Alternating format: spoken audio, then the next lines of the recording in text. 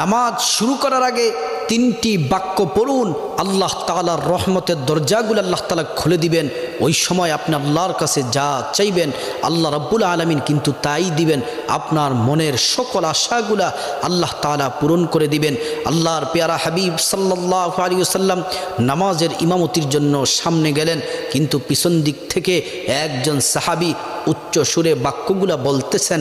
আর আল্লাহ রাসূল নামাজ শেষ করার পরে জিজ্ঞেস করলেন, কে এই বাক্যগুলা পড়েছ? ওই সাহাবী হাত তুললেন। আল্লাহ রাসূল বললেন, তুমি এই দোয়া পড়ার সাথে সাথে আল্লাহ তাআলা রহমতের দরজাগুলা খুলে দিলেন। তুমি ওই সময় যা চাইবা দোয়াগুলা পড়ে আল্লাহ তাআলা তাই দিবেন, সকল আশাগুলো আল্লাহ তাআলা পূরণ করবেন। দোয়াটি হচ্ছে আল্লাহু আকবার কাবীরা ওয়ালহামদুলিল্লাহি কাসীরা ওয়া সুবহানাল্লাহি বুকরাতা ওয়া আসীলা। এই দোয়াটি পড়ার সাথে সাথে আল্লাহ তাআলা রহমতের দরজাগুলা খুলে দেন।